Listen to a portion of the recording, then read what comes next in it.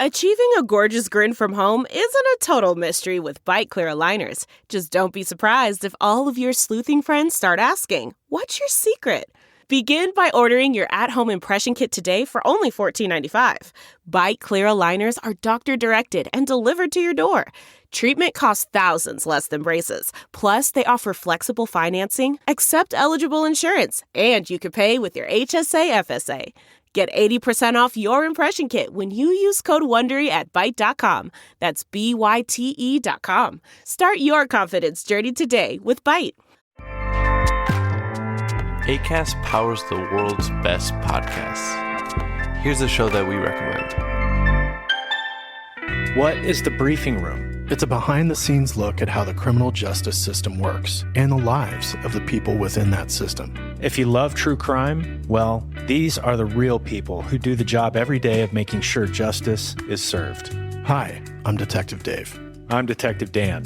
Together, we have decades of experience in local law enforcement, a profession that we think is often misunderstood. So we're going to explore how to do it right, and we won't shy away from when it's done wrong.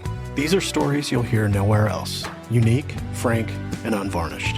From the team that brought you Small Town Dicks, this is The Briefing Room. Episode 1 drops on August 30th. We'll meet you in the briefing room. Acast helps creators launch, grow, and monetize their podcasts everywhere. Acast.com.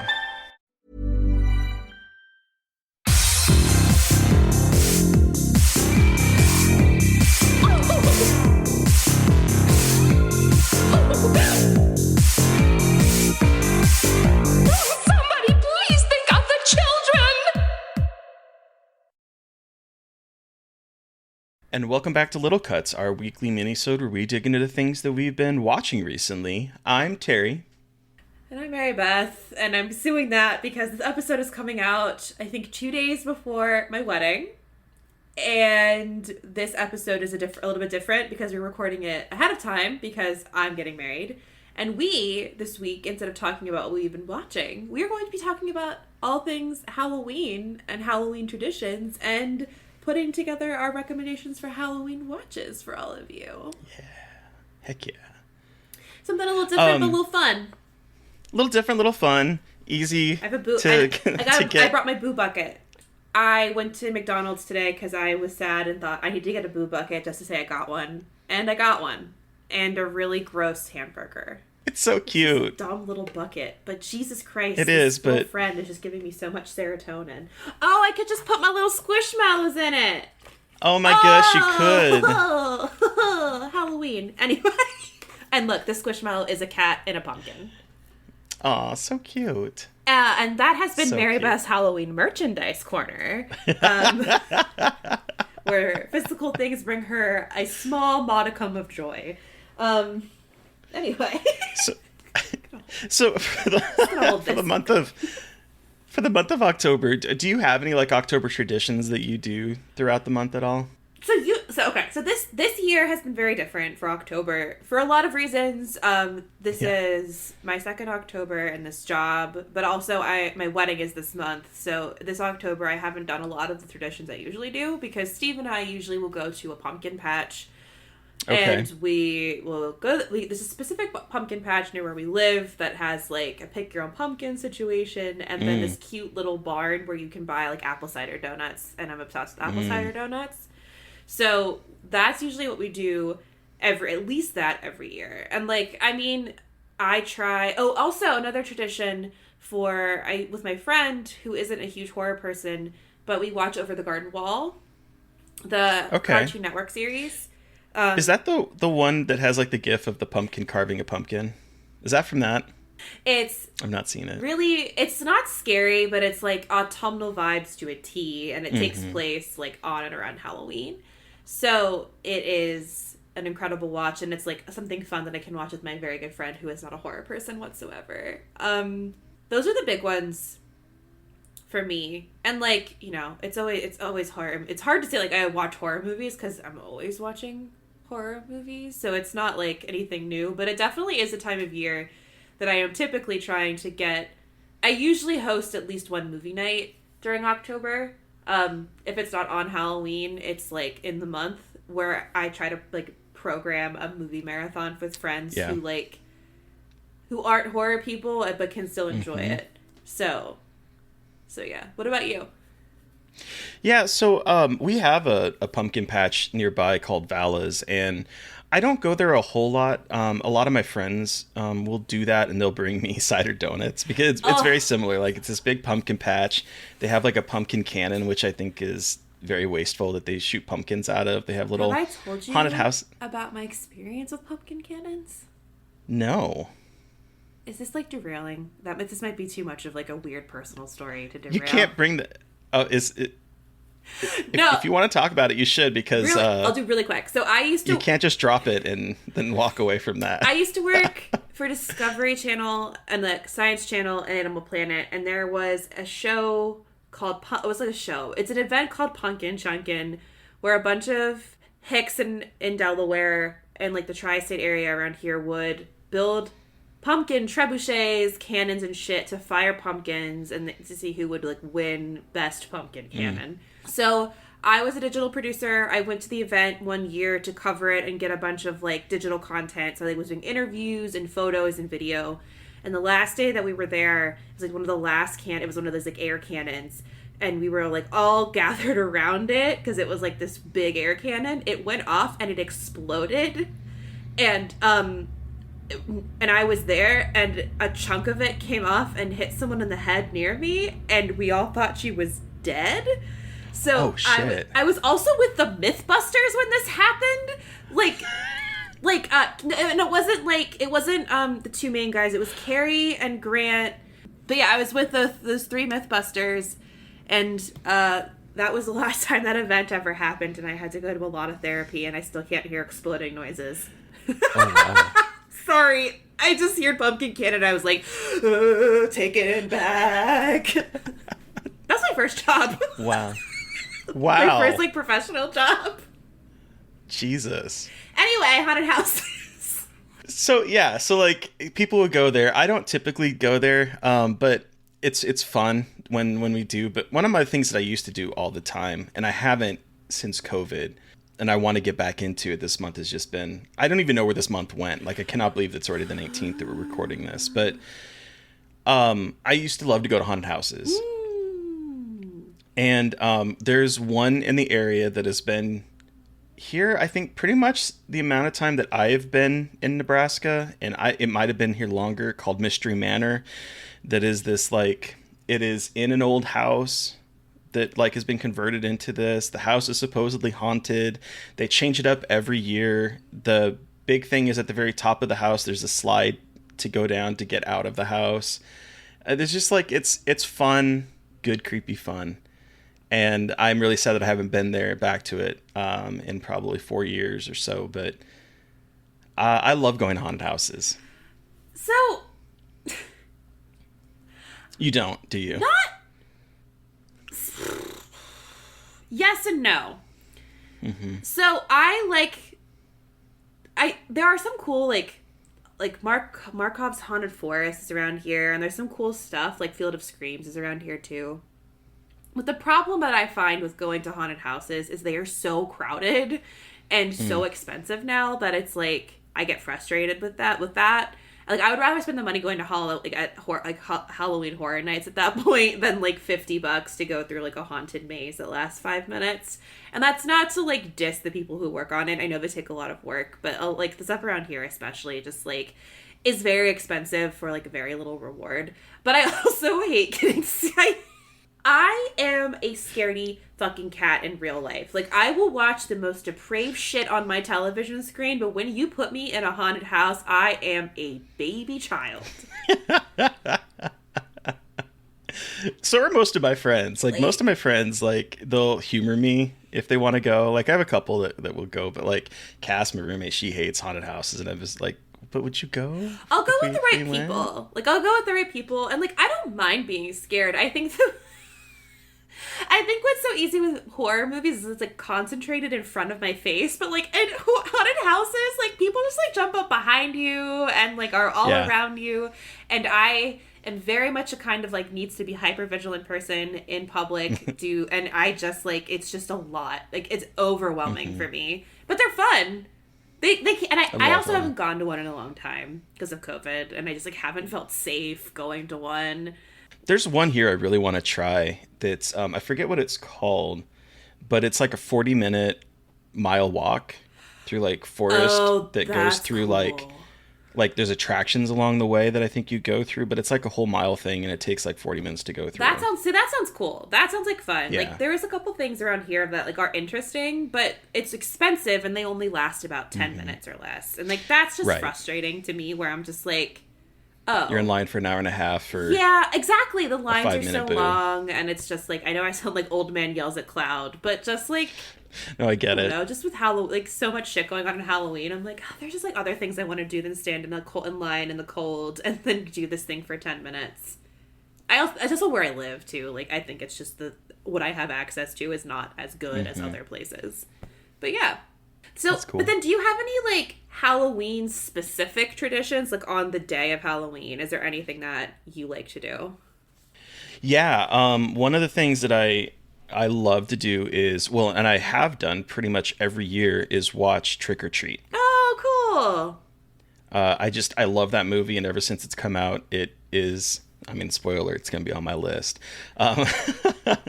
It's, I watch that movie every Halloween pretty much. There's been a couple times where I've thrown a party. One time I did throw a costume party, and my costume was a zipper face. Did you do the whole creation? Like glued the zipper on your face? Yeah, the zipper comes down and it opens up down by my mouth, and it's just like gore and stuff inside. That was fun, but like typically, I mean, once in a while I'll like to carve a pumpkin. I don't always, but for the most part, it's just I love to watch. I'll watch movies. In particular, I'll watch Trick or Treat, which fantastic. I'm after I get back from your wedding on the 31st, we're going to see Trick or Treat in a movie theater. It'll be my first time seeing it in a movie theater. Wow. It's playing on Christmas, on Halloween. And so I'll be seeing it in the movie theater. And so I'll be keeping that tradition alive this year as well. That's so exciting. Yeah. What about you? I know this year's a little different, but what about you? What normally? Well, this year's going to be very different. I'm getting married on October 30th. And I was talking to Steve. I was like, "Oh shit! Like we won't have anything to do on the 31st." Like, yeah, except for clean up and like get our asses home. And I'm like, "Yeah, great." Because usually every Halloween I'm doing a movie marathon where like I'm watching movies all night, and usually it switches up. Like I'm not, but I'll usually pick a theme or like pick a franchise or something. Like I've been trying to use especially quarantine Halloweens as a way to like catch up on franchises that I'm behind on, but I have a pretty close-knit group of friends around here that someone usually throws a Halloween party, so I usually go to that, and that's like my annual Mary Beth drinks too much and looks like an idiot. Like last year I was Lady Dimitrescu. I love costumes, so I was Lady Dimitrescu last year, and I walked around with long nails smoking a joint, and I was like, I have never and will never be so cool. That is so cool. But so a lot of my friends, even if they aren't huge like horror people, they love Halloween. So we always have a costume party. Since almost every year since I've graduated from college, I've gone to a costume party either the weekend of Halloween or on Halloween. Like love that shit. But Halloween Day, ever since high school, it's always been movie marathons. Like I had best friends in high school where we would all, no matter the day of the week, we would all go to one of my friend's house with a big TV and rent a bunch of Blockbuster movies and watch movies. So it's always like it was always that. So it's always watching horror movies. It just depends on what I'm feeling that year. But so since you mentioned that you love costuming, what has been your favorite costume? Was it Lady Dimitrescu? Is that? Fuck. Let me think. Because so like I even went to a college. So when I went to college, we had something called Halloween because like the main area where all the seniors live is called the Greens. There's all townhouses. So like the Halloween party would be like just a massive party there. And everyone would wear a costume. Like, it was just expected that you wear a costume. And I've always handmade costumes since I was a kid. So, like... Oh, wow. So, like, when I was little, my favorite costume I ever had, I think, like, of all time, was I had this fish costume where I had this big bulbous head and little, like, hand fins, and I wore it in kindergarten. Aww. And it was so cute, but, like, definitely kind of ugly. And all of the girls were like, my fucking kindergarten bully was a black cat, and she's like, I'm a cat, I eat fish. And I was like, Oh, God. Fuck you, I'm a fish. And I was also a costume repeater, so if I should have known I had OCD at a very young age, because I would, like, hyperfixate. So I was a vampire, like, multiple years in a row. I was too. Princess Amidala from Phantom Menace multiple years in a row, like, full face makeup. Like, white face, Holy the lip. shit. I had, like, an outfit. I really loved Nightmare Before Christmas, so my mom and I made a Sally costume where we, like, hand-sewed stuff on, and I did the makeup. Fuck, I just loved Halloween. Like, I loved it. Always loved it. But I think, like, Lady Dimitrescu was a really good one, because it was, like, so simple, but everyone knew who I was, and, like, that was just absolutely incredible. But I will say, the one year that I was Ramona Flowers, I was very happy with that outfit. Aww. And that was me and Steve's first Halloween, and he dressed up as me for Halloween because his costume didn't show up in time, so he dressed as me because we had the same glasses prescription, so we could wear my glasses and wear my clothes, and everyone knew exactly who he was, at a very specific that's aesthetic in hilarious. college, and everyone knew, like, what I dressed like. So yeah. Aw. That's so sweet. I love Halloween costumes so fucking much. I think about my Halloween costume all the time. Like, I'm almost bummed this year that I don't get to wear one, but, like, I'm calling Bride a Halloween costume for me because it's, like, very femme, and I am not, like, if anyone has seen me, I'm not, like, the most femme person, and I'm excited, but it's going to be very much a costume. So it'll be interesting. But what about you? Like, what, are you a big Halloween costume person? Were you a big Halloween costume person? I mean, I was as a kid. Yeah. Even though it was like I mentioned this before when we talked to Utaka, that growing up in Alaska for, like, Yeah. elementary school, where it's like it's really hard to be scary. I wanted to be scary. Every costume I wanted to be terrifying, but it was really hard to do that when you are wearing big ass gloves, a giant winter coat, snow pants, snow boots, and sometimes a hat, like a hoodie on, because it's so fucking cold and wet and snowy. So it was hard to be scary, but, like, my favorite one was there's this mask, and I don't think masks are as nice. Like, the Spirit Halloween masks I don't think are as cool as some of the masks that I was able to get in, like, the 80s. And it was like this skeleton mask that had, like, wild ass white hair, and it had, like, a neck plate. So it could go down into your shirt, so it looked like your body, the skeleton continued under down from your neck, and that was my favorite mask. I loved that as a kid. But yeah, I don't really have as many opportunities to. My friends, I don't think, are really big on, you know, doing costumes and stuff. So I don't. The one time I threw that party and I was zipper face was probably my favorite moment, just because, like, that was makeup that I did. Nikki, my best friend Nikki, helped me, and we managed to, like, pull it off, and it looked really cool. But That's so cool. yeah, Now my friends are having babies, and so now I can make them put them in cute costumes for my own benefit. Do you dress up your animals, your cats? They won't let me.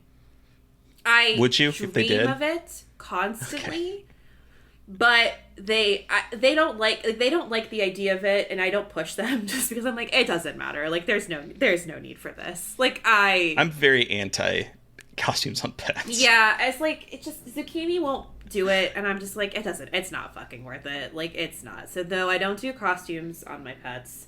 Cass dresses up her dog, and it's cute, but I'm like... And it's funny because it's like, oh yeah, Halloween decorations. I'm like, this is literally, like, behind me all year round. Like, my house is just a Halloween decorations all year. It's very funny. Yeah, we bought Sam last year as, like, a lamp, and it's downstairs, and it's just been sitting out.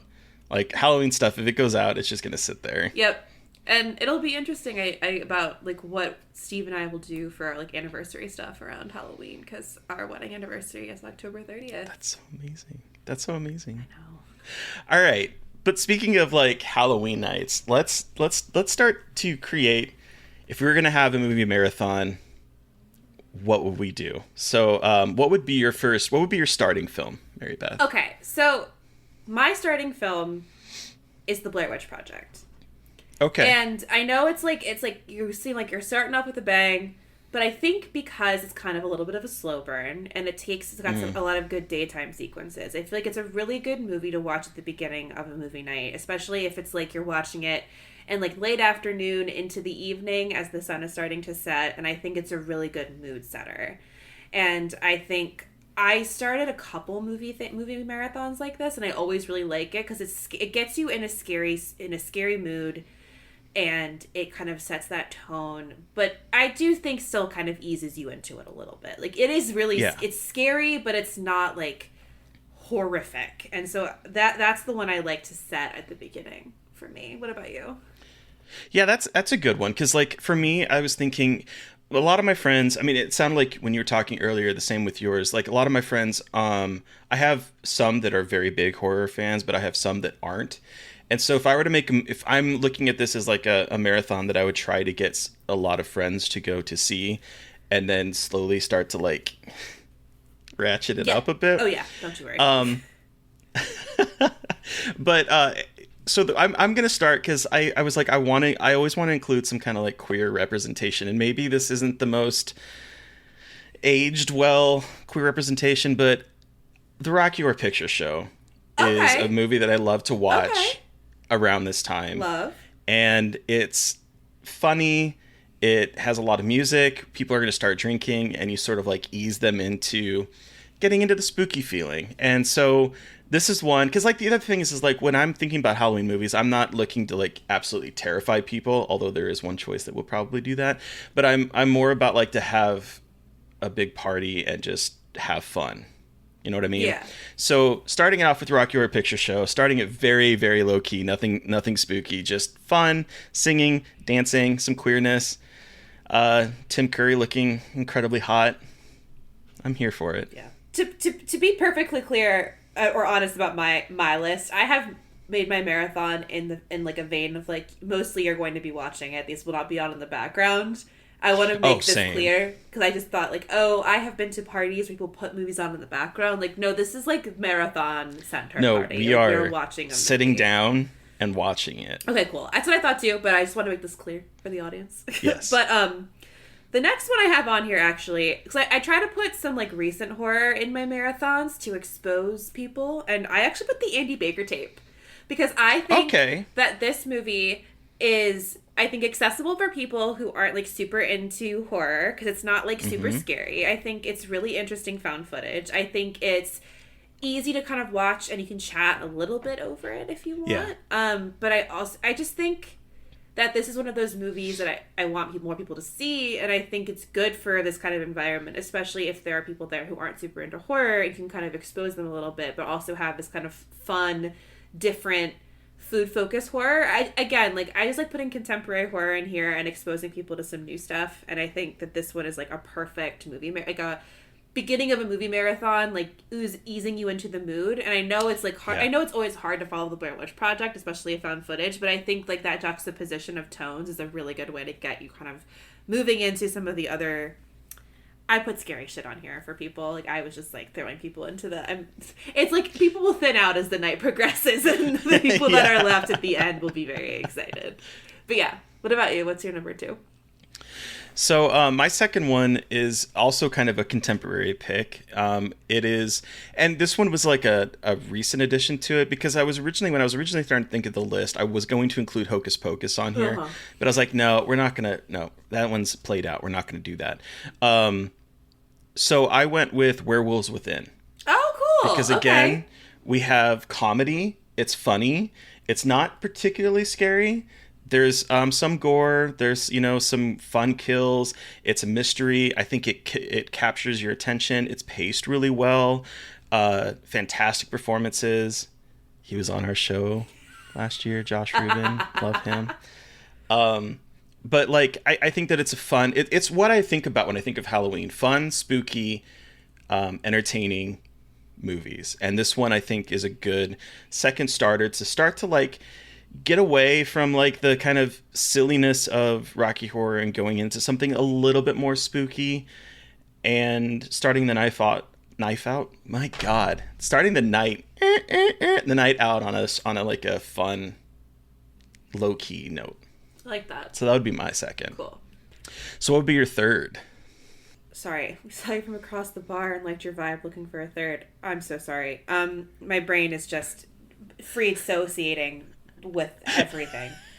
But, so this is where I'm going to start going into, like, the scarier stuff. But, so, in my head, the third movie is about when people start getting, like, hungry for dinner and when you might order, like, some pizza or something like that. So you want a movie that a lot of people have seen so you can have something on while you're maybe ordering food or waiting. And kind of like, but this is the transitional period. This is where we start moving into the spooky shit. So here in the third slot for me, I have The Thing. John Carpenter's The Thing. Okay. Which is a movie that a lot of people have seen or are familiar with. And there are moments that are quiet that you can kind of like, you know, have your conversations, order food, but then you have your set pieces, like these creature feature, gory moments that are like practical effects smorgasbord. And I think it's a great, I mean, again, like, people who are not into gore probably aren't going to be, like, a huge fan of this. But, and like, you know, eating during gore is always a choice but it's a choice I have made.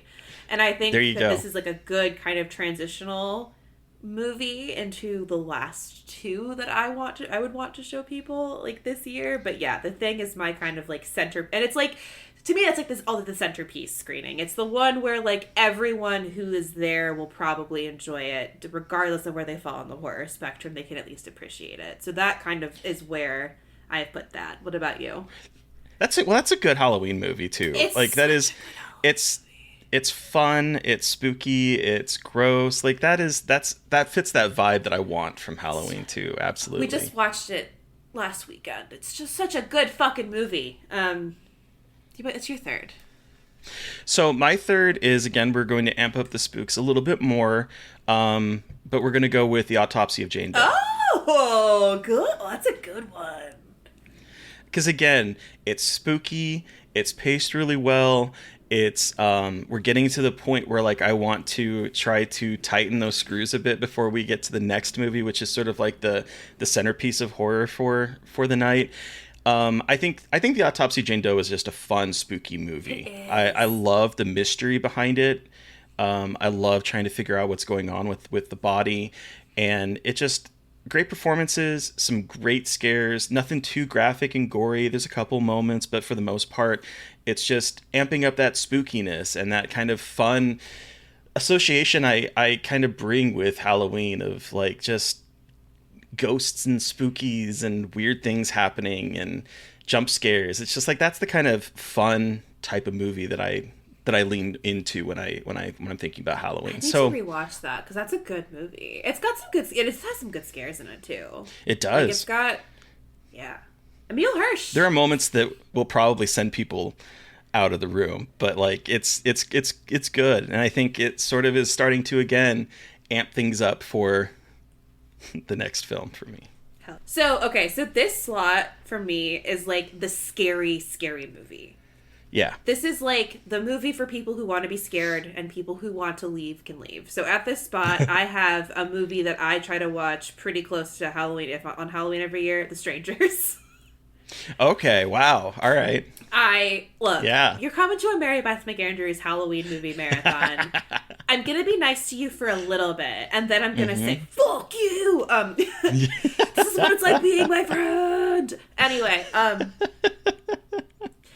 this movie is just lean, mean, and so scary, and I think, especially if you're with a group of people who are willing to, like, buy into it and, like, not laugh their way through it, because I have friends who try to, like, I know people react to fear differently and they laugh, but I'm just like, please stop. But I think it's just a really good scary movie to watch, especially if you're watching it in someone's house, not an apartment. It's just, I think it's a perfect way to, like, really fuck with people's heads on Halloween. What about you? So I am also just going to go for the jugular with this one, and we're watching the Evil Dead remake. Hell yeah! Oh, that has like Halloween written over it in bright red. So we're amping up the gore. We're watching the unrated cut, by the way. God, so we're amping up the gore. We're having like full on self-mutilation, chopping off arms, blood, bloody tongues, face getting ripped off, blood raining from the sky. We are just celebrating all things spooky. And I am probably sending a couple of my friends. They're like, okay, I'm done for the night. But we're doing it. We are just going to go for that jugular and just drench the room in blood because, again, this is a movie that I think of with Halloween because it is spooky, it's gnarly, it's gross, it's just a lot of fun. I watched that. We watched that recently, and it is such a good Halloween movie. That movie is just gross and fucked up, and again, like the perfect movie to be like, all right, have all the people who like don't like gore and scares left. All right, cool. Like let's get it going. Let's rev up those chainsaws. And I have to say, I watched the 4K Blu-ray that just came out. I watched that with the unrated cut on that, and it looks so pristine and beautiful. It's so good. So much blood. Mm-hmm. Hell yeah. So goopy. And so, all right. So, what are you ending closing out your movie marathon with? Our movie marathon is an incredible midnighter vibe movie called Barbarian. Oh yes, I decided again, like it is out this year. Yep.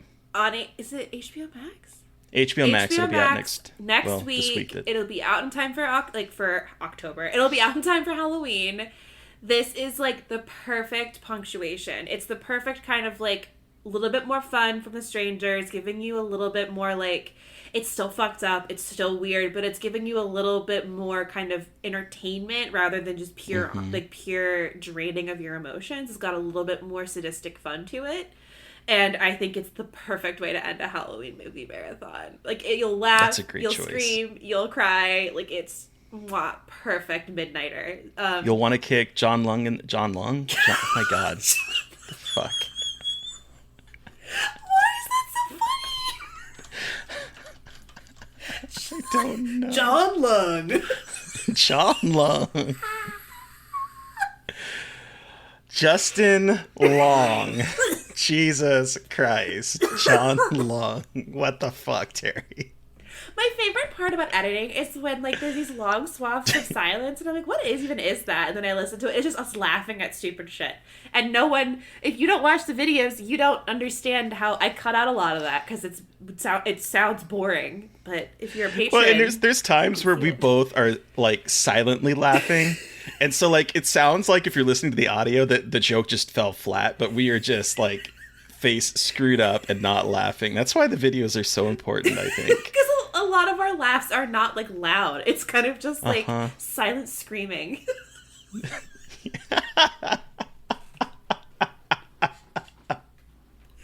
Exactly. Anyway. Because, like, I honestly, when Mary Beth, like, gets hit really hard with a laugh, no sound comes out of her. She just, like, jumps back and her face is screwed up and, like, there's no sounds coming out. When a baby is really upset and they don't cry, they just do the silent scream. I'm like that with laughter. And so there are times, literally, when I'm going back and I'm editing something, it's like, Mary Beth laughed at this, but there's no sound. No, and it's like, oh, that's right. It's just her buffering. But yes, you gotta kick Justin Long in the face, or to want to kick Justin Long in the face with this movie. That's great. That's a great finale. I think so. What about... I'm coming over. Well, yeah. What's your finale? I mean, I sort of spoiled it earlier. It's Trick or Treat. Yeah. And, like, the reason why Trick or Treat's gonna be the last movie, because Evil Dead has terrified you. It's gory. Some people, for those that aren't necessarily horror fans, it might be like at the very tail end and they're like, I am going to have images in my head. So we're going to go with something that is still a little spooky, a little scary, but celebrates the season so well and is a horror comedy and sort of like gently lets people out into the world. So I think Trick or Treat, it's one of my favorite films. I have to watch it, like I said, every Halloween. I'm so excited to watch it this year in the theater. But I just think it's such a smart, fun anthology film where each of the segments builds on each other. I love the format of it where they sort of crisscross and it's like a town as opposed to short films that aren't necessarily tied together. There is like a whole unifying theme. It's written by one person, so it's like you're getting a whole movie just in different segments. And it's kind of has like a little bit of like a Tarantino-esque feel to it, where the plot is told out of order sometimes. And so you start to like pick things together and figure out what's going on. It's fun. It's funny. It's a little scary. It's a great time. And it's a Halloween tradition that I will never stop doing. So hell yeah, that is what we're ending the night on. Yeah, I fucking love this movie. I need to rewatch it, actually. I haven't watched it in a bit, but I fucking love all the images from it. I mean, like, Anna Paquin as a werewolf, bus full of kids. I mean, Sam as an icon. Brian Cox in it. It's such a good movie, and I'm excited that we're getting a second one. Hopefully it will be just as good as this one. Hope so. But, yeah, this movie is something pretty special. Quintessential Halloween movie. I love that neither of us put a Halloween Michael Myers movie on our list. It's just too predictable. And what's predictable is you'll listen on the next episode. That might not be my favorite movie. I actually had forgotten about that, and then you reminded me. God damn it. Forget. Well, so that, listeners, has been our special Halloween episode. Thank you so much for listening. I'm going to be married soon. I'm going to keep saying it until it happens so I can maybe make myself realize it's real. But we want to hear from you after you've heard from us. Oh, did I forget something? We first need to say what we're... Oh, God damn it. This is what happens when I don't have a script in front of me and we change format. Change format. Before we talk about that, Terry, we're getting back to horror comedies next week for Little Cuts, back to our usual programming. So what movie are we watching next week? We are going to go with 2011's Detention, which is a movie I've seen once and I remember very little about. I know a lot of people on the internet love it. And you've never seen it, right, I've never seen it. I've wanted to watch it, and now I'm going to. I'm very excited. It's got a baby Josh Hutcherson. I'm really excited to watch it. Baby Josh Hutcherson. Yeah, cutie patootie. Cutie. But listeners, did I forget something again? And who are we talking to on Monday? I just fucking forgot that this is just like a Little Cuts episode. I'm just like... So on Monday... for our next episode, which is Halloween proper, we are talking to Jared Rogers, the producer and star of the pseudo-documentary When the Screaming Starts, which is out now, and we are talking about John Carpenter's Halloween.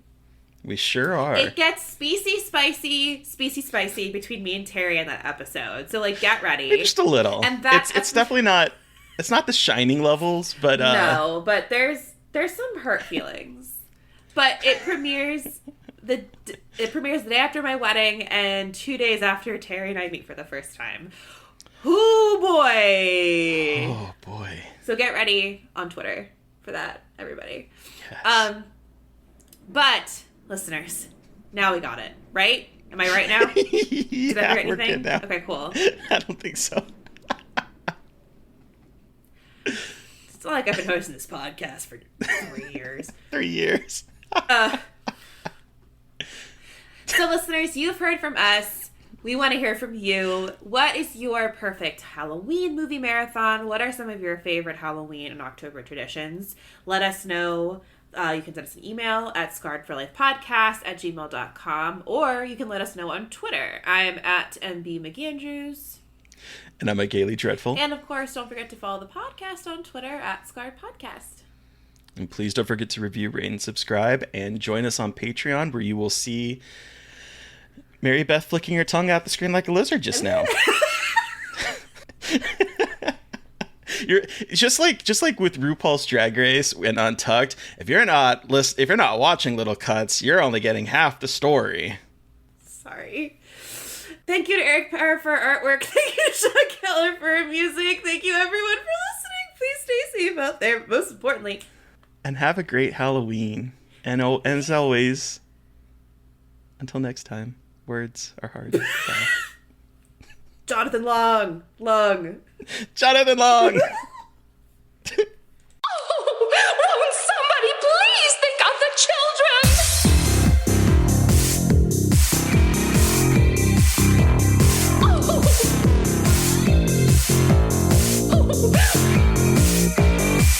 Won't somebody please think